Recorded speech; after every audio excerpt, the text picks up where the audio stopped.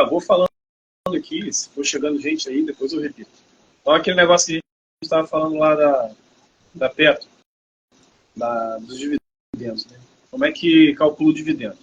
Então, você pode calcular de duas formas. Uma, você vai ter variáveis infinitas aí, quer dizer, infinitas não, a variável vai ser infinita porque ela tem um limite de tempo, de existência da empresa na Bolsa de Valores. E a outra, ela é limitada a 12 meses, que é o Dividend Yield. Tá? Então, a outra forma de calcular é o yield médio, é o yield histórico. Então, como é que a gente faz esse cálculo do yield de 12 meses? Vamos pelo mais simples. O yield de 12 meses é o seguinte, você vai pegar lá quanto que a empresa pagou de dividendos durante um período de 12 meses e vai simplesmente dividir pelo preço da ação. Aquele valor ali que ela pagou, aquele montante ali que ela pagou, dividido pelo preço da ação, você vai multiplicar por 100. Você multiplicando por 100, você vai andar aí 2 casas para a direita, aquele resultado vai ser o percentual de rendimento que você teve naqueles 12 meses, se você tivesse comprado a ação no primeiro pagamento de dividendo, né, no primeiro mês dessa sequência de 12 meses. Ok? Se você quiser fazer o histórico dela de 5 anos, 6 anos, 7 anos, 10 anos, basta você fazer a média. Então você vai pegar todos os anos os dividendos, né, vai somar. Por exemplo, estamos em 2023. Você vai tirar o ano corrente, né, que é o ano de 2023, você não conta nada que foi pago em 2023, e conta 5 anos para trás. Então, 22, 21, 20, 19, 18. Então, lá em 2018, você vai somar todos os pagamentos de dividendo. Aí, em 19, você soma todos. 20, 21 e 22. Soma entre eles, né, soma todo esse quantitativo e divide por 5. Fechou? Dividiu por 5, você vai achar um resultado. Esse resultado é a média do pagamento de dividendos ao longo dos anos, desses 5 anos. Aí você vai dividir pelo preço que a ação está no momento. Tá bom? Aí você achou o yield médio de 5 anos. Tá ok? Então vamos lá. Qual que é a diferença entre um e o outro? Se eu começar a investir na Petrobras, foi aquele exemplo lá, tá? Isso não é indicação de compra ou venda. Se eu começar a investir na Petrobras, quando ela pagou ali seus R$16, ela vai estar com um dividendo absurdo. Se não me engano, na época estava batendo 70 e poucos por cento, 75, uma coisa assim. Mas se eu for ver na sequência histórica, ao longo dos anos ali, desde 2010, ela pagou menos do que um dígito em dividendos, até o ano de 2021. E em 2021 que ela começou a pagar acima de um dígito novamente. Não, a partir de um dígito, né? A partir de R$1. Então, você ficou muito tempo sem receber um dividendo satisfatório. Tá? Então, assim, se você fizer o cálculo do preço que estava a Petrobras naquela época, você vai ver que ficou em torno de 4%, 6%. Ah, é satisfatório? 6% é satisfatório. Teve os períodos de oscilação muito forte em que ela caiu e tal, mas não é uma empresa assim que hoje nós possamos contar. Todo mundo já sabe o que aconteceu, né? Quem é novo no mercado, mas ouve no noticiário aí, desde o governo Dilma, pelo menos, sabe o que aconteceu com a Petrobras. Só quem está chegando no mercado agora, geralmente é uma pessoa, um adolescente naquela época, que não sabe nada de política, de economia, não via jornal, só internet, joguinho, aí esse vai nadar num mar revolto sem saber. Vai se afogar com um metro de água na cintura e vai estar se afogando. Bom, e quando que a gente usa o histórico, né? A sequência histórica de 5 anos, quando a gente usa a de 12 meses. Bom, quando você vai fazer investimentos que você vai ficar com a empresa, a ação da empresa, né, encarteirada por um longo prazo, geralmente a gente usa aí 5 anos. Você pode botar mais tempo nisso aí, aumentar essa média, 5, 6, 7, 8, 9, por aí vai. Mas acho que 5 anos ali está ideal, uma proporção boa. E de 12 meses você vê apenas o potencial daquele ano. Não serve muito para critério de avaliação de investimento. Porque, por exemplo, ela pode pagar 16 no ano e pagar 5 igual está pagando esse ano. Ela pagou 16 ano passado, tá bom? Então, a gente, quando vai comprar uma ação de uma empresa, a gente não se baseia apenas pelo dividendo. E para saber como é o pagamento de dividendo, qual é a melhor pagadora de dividendo, o ideal é esse pagamento, essa média histórica aí de 5 anos para frente. Tá? E assim, além disso, você ainda tem que analisar outros fatores que envolvem a empresa, as ações, o mercado, a economia, tá bom? Não é chegar de cara no dividendo e aportar, pagou R$16. Não, então essa é a melhor empresa que tem. O preço nessa hora importa, é a hora que você vai comprar. Tá bom? E tem mais um fator que é o que todo investidor deveria se preocupar e muitos não se preocupam, que é o retorno pelo investimento, que é o prêmio. Então, esse dividendo, esse cálculo de média, de yield, né, ele nada mais é do que o prêmio que o investidor aceita pelo fato de investir na empresa. Então, quando eu vou comprar, por exemplo, um título do Tesouro, título do governo federal, eu vou procurar uma taxa, né, uma taxa de juros. E vou acertar lá, pré-fixada, pós-fixada, mista, e por aí vai. Mas quando a pessoa vai comprar ações, ela não aceita prêmio nenhum, ela vai pelo preço. Então o preço ele só importa se tiver um prêmio atrelado. Se não tiver prêmio atrelado, você está fazendo um trade, fazendo uma aposta, uma previsão, alguma coisa assim. Tá? Não que nós não estejamos fazendo uma previsão quando olhamos uma média histórica, mas é uma previsão baseada em fatos que vêm acontecendo frequentemente com fundamentos, e não uma coisa baseada no achismo ou na moda do mercado. O mercado também tem moda para quem acha que não tem. Tá? Então é isso. Quando a gente vai calcular o dividendo de uma empresa, o ideal é que se faça o cálculo pela média histórica de 5 anos, pelo menos. Mas, isso aí resolve todos os problemas? Isso aí é tudo... Vou dar uma acenada aqui para o meu aluno, Campos. Foi. Isso aí resolve tudo? É aí que está. É minha responsabilidade, que eu falo sempre, e não falar verdades aqui pela metade. Né? E a pessoa pega, então vou fazer média histórica, vou ver qual empresa pagou 5 anos bastante dividendo e vou aportar nela porque está tudo ok. O Gustavo falou lá que eu vou ser feliz assim. E não é bem assim que funciona. Tá? O que acontece é que você tem que analisar outros fatores. Não dá para falar aqui, é muita coisa. Quem acompanha aí o perfil, quem está no grupo do WhatsApp, já sabe mais ou menos qual é a pegada. Tá?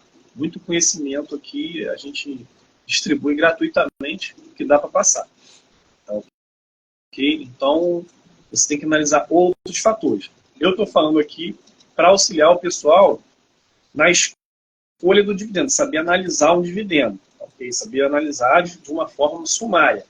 Eu vejo esses mosaicos aí de empresas, né, as melhores pagadoras de dividendo da Bolsa. Aí você vê empresas ali que são horríveis, mas que pagaram um bom dividendo naquele ano. Então, o influenciador, não sei se é influenciador, mas o dono do perfil, né, o perfil está divulgando aquilo com uma certa irresponsabilidade, porque eles estão divulgando uma coisa, mas não contam o pulo do gato, né? Não falam, apesar dela ser uma boa pagadora de dividendo, tem um perigo aqui intrínseco que você não está vendo, uma coisa aqui que está subentendida, só vai ver quem sabe achar, quem sabe aonde procurar. E por isso que eu postei aquela imagem lá. Então, Petrobras é uma empresa ruim? Retorno a repetir. Não é recomendação de compra ou venda de investimento. mas é uma empresa que tem dado sustos nos investidores. É ruim a Petrobras? Olha, se você for ver a média de dividendo dela nos 5 anos, eu fiz a conta aqui, está dando em torno de 13%. É um dividendo excelente, tá? Em relação à média das empresas aí. Tá, ok? Mas se você for ver quanto tempo as pessoas ficaram sem receber dividendo, com um preço em 21, 19, 25, 30, 35, elas passaram um aperto aí, compraram caro naquela época. Agora, quem foi audaz e comprou na época da pandemia, na época da crise do petrolão, a R$ 5, a 13, a 15, e por aí vai, essa pessoa aí já não está mais aqui no Instagram, ela está curtindo férias, né, em Cancún, alguma coisa assim, porque ficou rica. Se ela aportou uma quantia considerável aí, pelo menos uns 10 mil, só de dividendo já dava para comprar um carro muito bom. Eu estou falando em bens, né, mas não estou incentivando ninguém a comprar, a consumir com dinheiro de dividendos. Mas é isso aí. Tá? Então, para quem está chegando agora, eu estava falando de como calcular o dividendo. Então, vou repetir aqui rapidamente, tá? Então, nós temos o dividend yield de um ano, que um ano, período de 12 meses, não quer dizer que está no ano corrente, né? Você pega, estamos em novembro do ano passado a novembro desse ano. Então, dividend yield. E tem o yield histórico. Você calcula a média dos 5 anos. Como calcula-se essa média dos 5 anos? Você pega todos os anos para trás, né? Você exclui o ano corrente, pega os anos para trás. Exemplo, 2023, pega 22, 21, 20, 19, 18. Soma e divide por 5, ok? O resultado é a média que foi paga durante os 5 anos, tá bom? Aí você vai pegar esse resultado da média, que é o valor ali que foi pago durante esses 5 anos, e vai dividir pelo valor, pelo preço da ação que está naquele momento que você quer aportar. Aquele resultado que der, aquele percentual, você divide e multiplica por 100. Vai dar um percentual, vai dar um dígito ali. Aí aquele percentual ali é o que representa quanto você pode vir a receber, né, de acordo com a média de 5 anos, a previsibilidade, né, não é a previsibilidade não, a probabilidade de você receber uma quantia em dividendos parecida com aquilo, pode ser para menos, pode ser igual, pode ser para mais, é grande, porque em 5 anos a empresa vem pagando frequentemente dividendos, tal. Tá?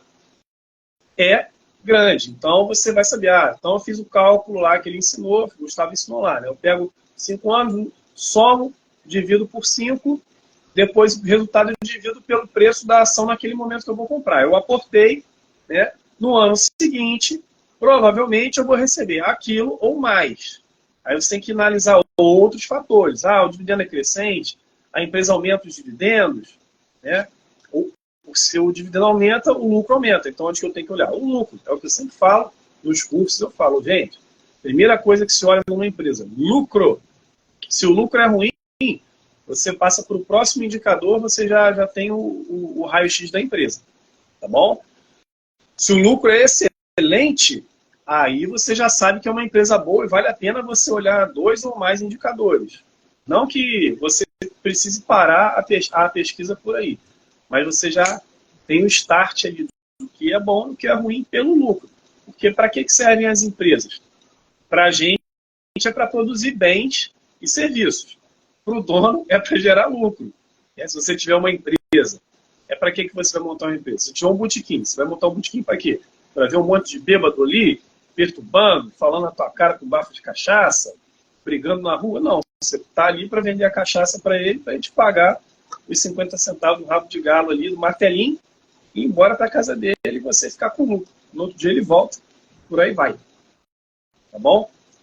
Então é isso. E como eu disse, né, não posso deixar de falar que não é só isso. Tem outros fatores a serem analisados, independente do yield ser bom, do yield ser ruim. Tá? Não termina a análise por aí. Tem algum aluno meu aí? Tem alguém que foi meu aluno? O Campos está aí? O Campos ainda não está aí? Se tiver, eu vou chamar. Se quiser entrar, deixa eu ver. Convidar alguém para falar comigo aqui.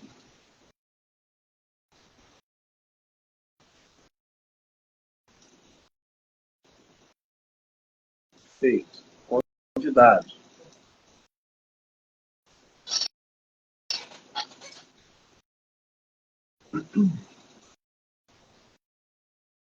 Estou esperando aí. Qual a referência de lucro bom? Bom, a referência de lucro bom você tem que ver pelo setor, você tem que ver a média das empresas, mas também você tem que comparar o tamanho da empresa. Você não pode comparar uma blue chip com small cap, né? Empresas ali até 2 bilhões, varia bastante, né? 2, 3 bilhões, empresas tipo uma Petrobras da vida com 160 bilhões de capital. Tá? Você tem que comparar com empresas ali semelhantes, parecidas, mesmo tamanho, para você ver qual é o lucro de uma e de outra. E não fazer comparações absurdas. Comparar uma empresa enorme com uma empresa pequena. Eu estou te chamando aí, Campos. Se você quiser entrar na conversa, cadê? Tá aí? Fala, meu amigo. Escuta aí. Eu não estou te vendo. Por quê? O que eu tenho que fazer aqui? Alguém sabe? Eita, pô. Vai. Fala comigo. Eu achei que você pudesse... Ah, tá. Peraí. Chama para... Faz uma solicitação aí, Campos, para você entrar na live. Na câmerazinha aí tem um mais, eu acho. Campos? Eu estou esperando aí, pessoal. É um aluno meu, vou fazer uma live hoje aí, vou chamar um aluno para conversar comigo, se quiser tirar uma dúvida. É isso. Tá caindo um monte de gente. Agora foi.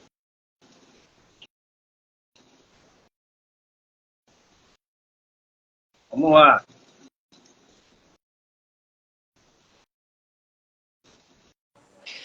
Fala, Pizelli. Até que enfim, hein? Fala aí, irmão. Tranquilo. E aí, beleza? Toda vez que eu faço isso aqui, pô, por isso que eu me enrolei aqui. Não, eu também, nunca tinha chamado ninguém para live, não. Eu faço pouca live, né? Eu comecei a fazer live, acho que eu fiz uma live até agora, grande mesmo. Fiz com o Bruno, mas aí eu não lembrava que tinha que chamar na câmerazinha, não. E aí? O que você manda? Tudo tranquilo, irmão. 3 meses aí, né? Depois que comprei teu material, né? Conheci o trabalho do Pizelli através do Lamas, um amigo de trabalho.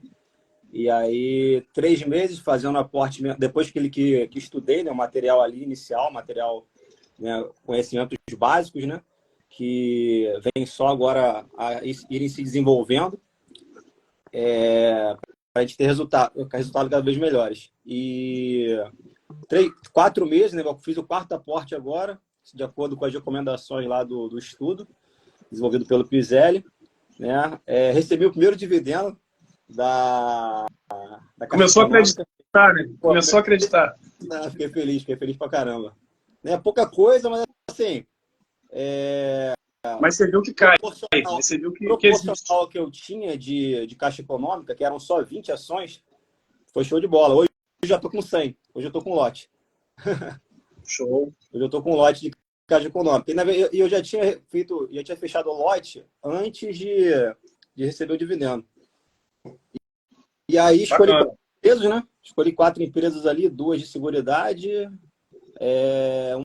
e 2 de transmissão de energia. E agora fazendo estudo aí para próximas empresas, né? Você está com 2 de seguridade e 2 de energia? Correto. Transmissão, né? Isso, correto. E o yield, quanto você está mais ou menos aí de yield na carteira? Você tinha dito algo em torno de 6%? Isso, correto. 6%. 6% é o mínimo. E como você tem 3 meses de aporte aí, já está batendo o mínimo, né? Tá excelente. Só que é o seguinte, muita gente faz um erro na hora do cálculo aí. A gente está aproveitar a gente está falando de cálculo de yield, você calcula o yield da empresa, né? E o yield da carteira, para saber quanto que a sua... Porque assim, a carteira, ela é a empresa do investidor, né? O investidor tem aquele capital, é como se ele fosse a própria holding, né? A Itaúsa, ela compra empresas. O investidor nada mais é do que um fazedor de holding. É um holdista, vamos dizer assim. Ele compra várias empresas em carteira. Claro que não no nível de uma holding, não faz todo um trabalho de holding, mas é parecido, né? A mecânica do negócio. E quando você recebe o dividendo, você está recebendo um retorno pelo capital que você aplicou, assim como as empresas aplicam capital, investem, né? E aí você tem que calcular o yield da sua carteira. Como que você calcula o yield da sua carteira? Você vai fazer a mesma coisa. Só que é o seguinte, muita gente erra no quê? Pega o patrimônio e divide o que ela recebeu em um ano ou no período que ela tem ali pelo patrimônio. Só que o patrimônio, muitas das vezes, ele está evoluído. Num momento como esse agora, quem começou, por exemplo, há 3 meses, como você, está com patrimônio positivo. Se tivesse negativo, também não tinha problema. Natural. As empresas são boas. Momento. É até bom que dava para comprar mais barato. Mas aí a pessoa vai lá e faz o cálculo do yield da carteira sobre o patrimônio. Aí o que acontece? O yield cai. Ela fala, pô, recebi só 6%. Aí eu não sei como é que você fez o seu cálculo. Mas o ideal é o investidor ter o controle bonitinho de quanto ele tira do bolso ou quanto ele tira de dividendo e paga, né, para fazer os aportes. Pode ser até mesmo a venda de ações que ele fez, mas ele tem que computar lá, ele gastou aquele recurso e dividir o preço, a quantidade de dividendos, o valor que ele recebeu, por quanto ele aportou, e não por quanto está o patrimônio. E aí sim você vai ter o yield real da carteira. E aí, com certeza, se você fez um cálculo, se o investidor faz o cálculo pelo patrimônio dá 6%, geralmente, quando ele faz pelo valor investido, dá mais do que 6%. E aí, você fez pelo patrimônio ou fez pelo valor investido? Fiz pelo valor investido. Então, para 3 meses, mesmo assim, para 3 meses está ótimo. A maioria dos meus alunos está batendo aí, volta e meia, eu converso com um e com o outro. Aí eu sempre pergunto como é que está, se está tudo bem? É a coisa de médico da família. Aí o pessoal está batendo em torno de 9 ponto alguma coisa. Mas tem pessoas que estão com mais tempo que você, que fizeram um cálculo recente, deu 9 alguma coisa, próximo de 10. Sim. Só que fizeram o cálculo pelo patrimônio. Então, se for pegar lá de trás, quanto que ela tirou do bolso, vai dar com certeza mais do que 10%. E o bom disso é que ao longo do tempo, né, isso vai aumentando. Então, como eu falo lá no grupo, para quem não sabe, tem um grupo do WhatsApp aberto, o pessoal vai investindo ao longo do tempo e o yield, o retorno, acaba sendo mais alto. Você tem aí, hoje tem empresas que eu recebo um yield em torno de 17%. E as pessoas que começaram agora vão receber em torno de 6%, 9% no máximo. Mas não quer dizer que elas não vão chegar aos 17%. Podem vir a chegar a 17%. Mas tem que fazer isso no longo prazo. Senão não consegue. É o que eu falei, é o que eu costumo dizer, né? É longo prazo, mas não quer dizer que você não tem resultado no curto e no médio prazo. Entendeu? É isso aí. No mais, conseguindo aprender direitinho, tá tudo certo. Tranquilo, dormindo em paz com a sua carteira. Tá show, pô.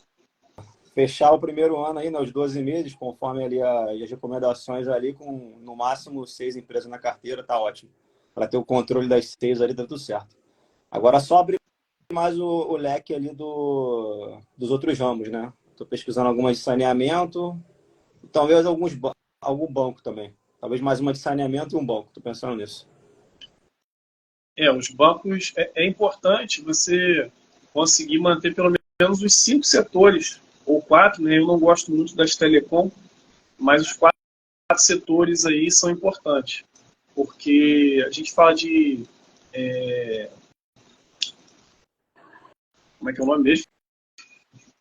Quando você divide o investimento em várias coisas, cadê Descentralizar? Não, diversificação. Diversificar.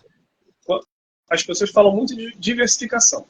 Aí você quer diversificar em título, diversificar em Bitcoin, diversificar em fundo imobiliário. Aí eu pergunto, para que isso se você tem 5 setores, são empresas diferentes, que têm lucros diferentes, períodos de pagamento diferentes? Se você para que isso? Você pode fazer tudo isso na bolsa, só em ações, se concentrar naquilo, né? E fazer uma coisa só que você acaba fazendo bem feito. Quem faz tudo ao mesmo tempo acaba não fazendo nada bem feito, né? Faz tudo mal feito. E é por isso que eu estou aqui fechando os cantilhão, né? Antes eu falava um pouco mais de outras coisas, eu resolvi que o curso e o perfil e tudo que eu falar vai ser só sobre ações mesmo. No curso, não. No curso e no grupo de ex-alunos, aí eu tenho que falar de renda fixa, porque a gente tem uma estratégia também de renda fixa, né, que ela anda paralela à renda variável, mas para que fazer tanta diversificação se você pode fazer na bolsa? E é exatamente o que você está pensando agora. Diversificar dentro da bolsa, abocanhando mais outros setores que você não tem na carteira.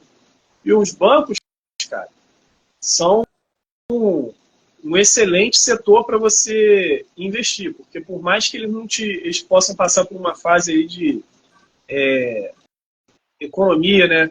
A economia manda muito no desempenho dos bancos. Quando tem muita inadimplência, os bancos dão uma segurada. No outro ano eles arrebentam, né? Porque todo o prejuízo que eles tiveram no ano anterior eles descontam no próximo ano. Tem alguma pergunta aí, Campos? Alguma coisa que você queria saber para te safar aqui, já que a gente já está falando ao vivo? Deixa eu ver aqui.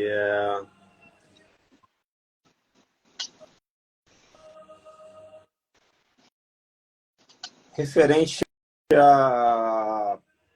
ao momento ali após os 5 anos. Passaram os 5 anos ali fazendo os aportes mensais. Quando que o camarada ele tem que pensar em começar a querer vender as primeiras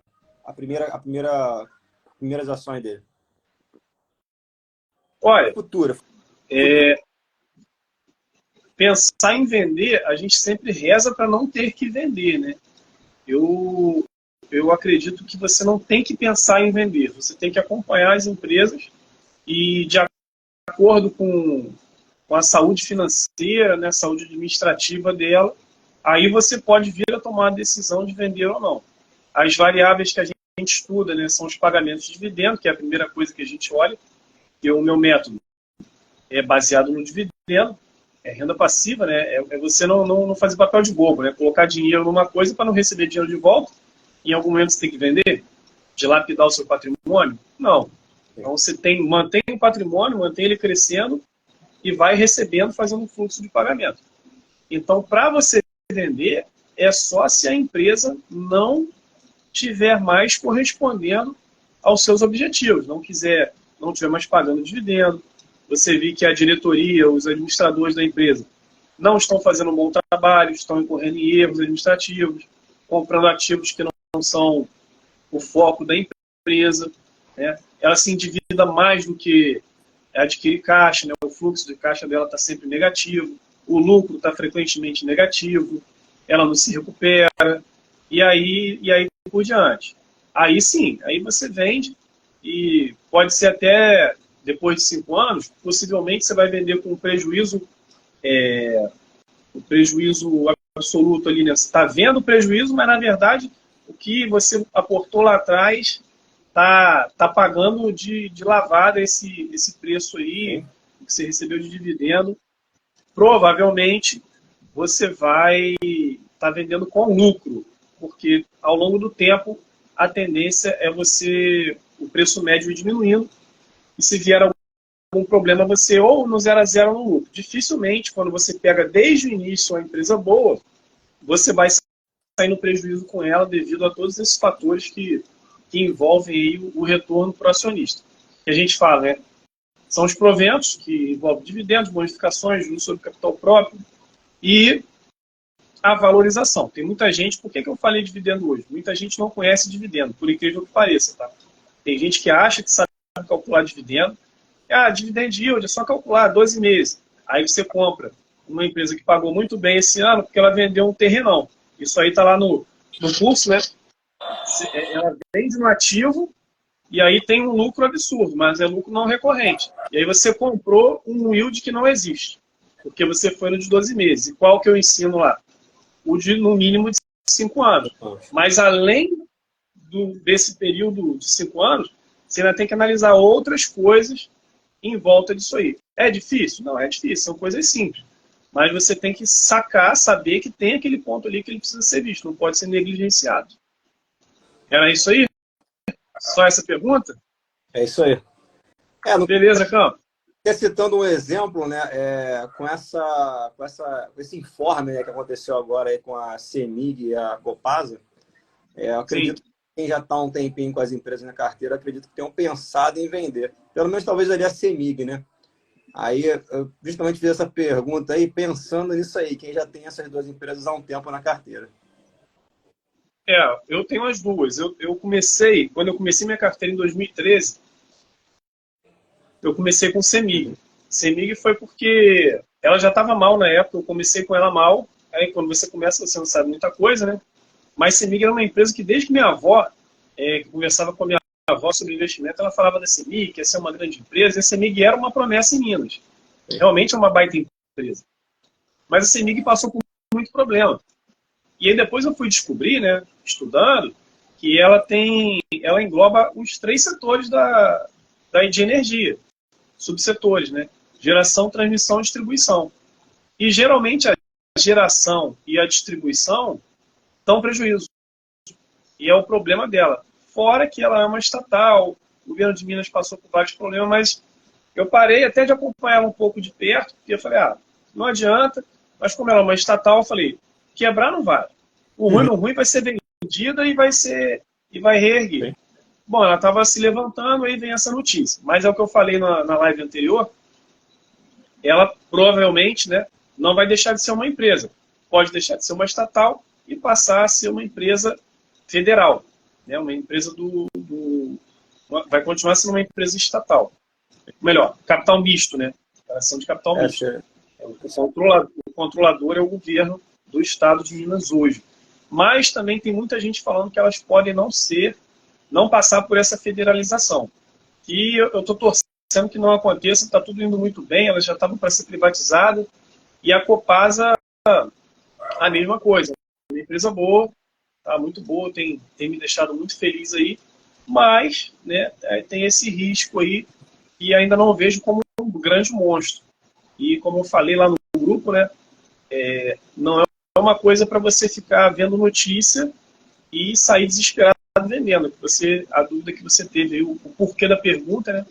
E aí você sai vendendo uma notícia, depois a gente foi ver, não, o governador conversou assim, presidente do Senado, e não se chegou a acordo nenhum ainda. Quer dizer que ele não vai vender, que ele não tem acordo?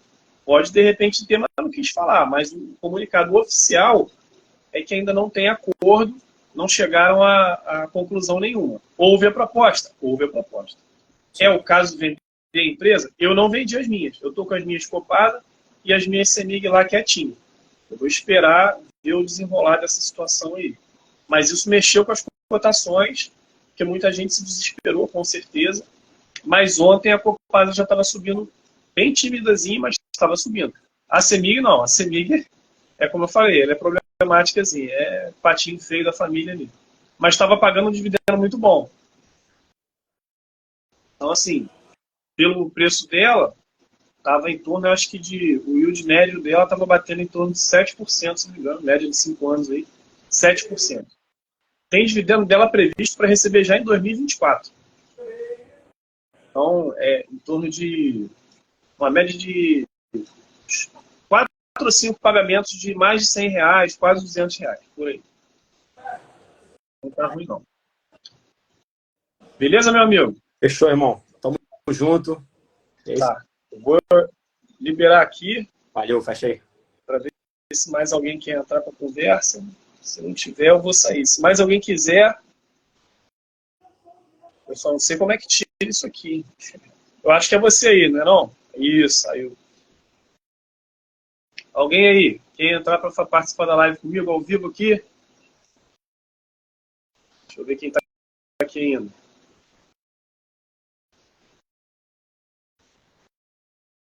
Ih, tem mais ninguém. Só quem já estava no início. Pessoal, vou fechar aqui então. é isso, calcular dividendo, não tem mistério, mas também não é essa coisa tão simples aí. Valeu? Um abraço, até a próxima.